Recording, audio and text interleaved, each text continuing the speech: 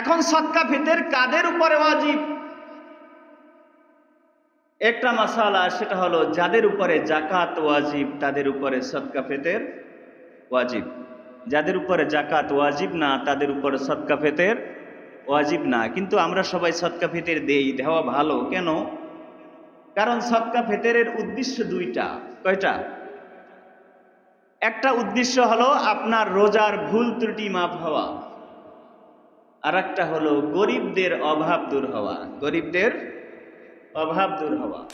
এবছর ফিতরার টাকা সবচেয়ে কম 110 টাকা, নিম্নে আপনি দিলে 1000 টাকা, অনেক বেশি টাকা দিলে আপনি দিতে পারেন, কিন্তু সবচেয়ে নিম্নে 110 টাকা ধার্য করা হয়েছে সরকারের পক্ষ থেকে।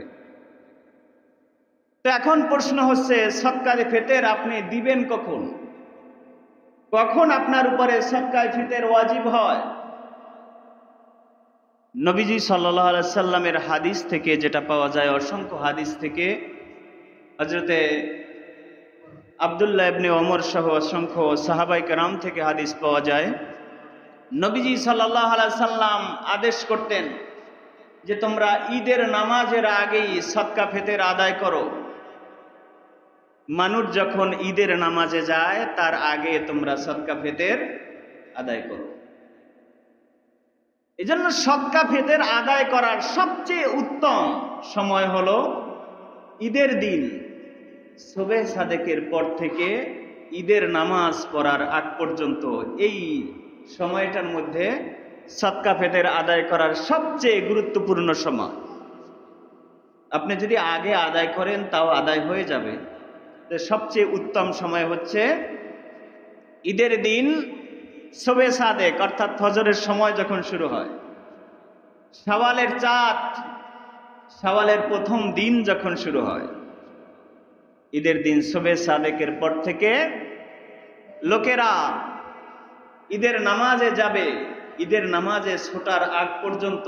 এজন্য নবীজি বলছেন তোমরা রোজার ঈদের এই নামাজটা একটু দেরিতে পড়ো, যাতে লোকেরা সদকা ফিতর আদায় করতে পারে।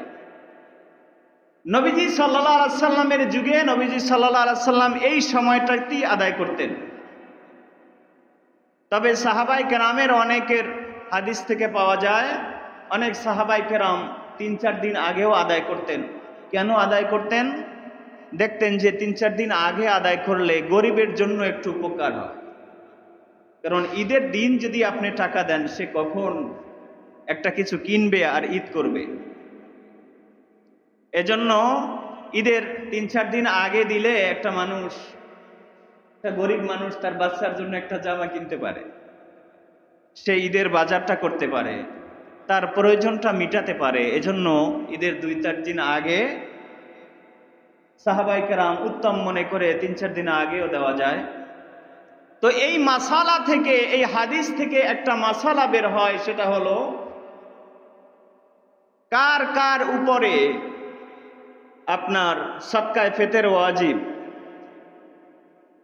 আমাদের মাযহাব অনুযায়ী ঈদের দিন শবে সাদেকের আগ পর্যন্ত যদি কোনো শিশু জন্মগ্রহণ করে, মাসালাটা বুঝেন, ঈদের দিন শবে সাদেক ফজরের ওয়াক্ত হওয়ার আগ পর্যন্ত যদি একটা শিশু জন্মগ্রহণ করে, তার পক্ষ থেকেও সদকা ফিতর আদায় করতে হবে।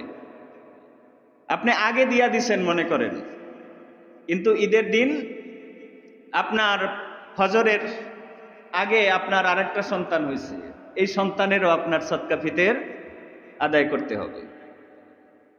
কিন্তু ফজরের সময় শুরু হওয়ার পরে যদি কেউ দুনিয়ায় আসে, তার সদকা ফিতর আদায় করতে হবে না, তার উপর সদকা ফিতর ওয়াজিব হবে না। এখন সদকা ফিতর কাদের উপরে ওয়াজিব? একটা মাসালা, সেটা হলো যাদের উপরে যাকাত ওয়াজিব তাদের উপরে সদকা ফিতর ওয়াজিব, যাদের উপরে যাকাত ওয়াজিব না তাদের উপরে সদকা ফিতর ওয়াজিব না। কিন্তু আমরা সবাই সদকা ফিতর দেই, দেওয়া ভালো। কেন?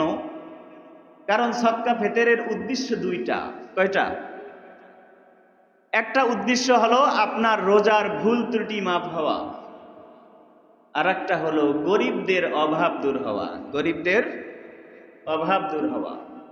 আপনি মনে করেন জাকাত দেওয়ার মতো ওরকম অত টাকা নাই, কিন্তু মোটামুটি কিছু দেওয়ার মতো অর্থ আছে, তাইলেও আপনার সদকা ফিতর দেওয়াটা ভালো। সদকা ফিতর, কিন্তু আপনি যদি সদকা ফিতর আদায় না করেন, আপনার উপর জাকাত ওয়াজিব না, আপনার উপর সদকা ফিতর ওয়াজিব না, আপনার গুনাহ হবে না।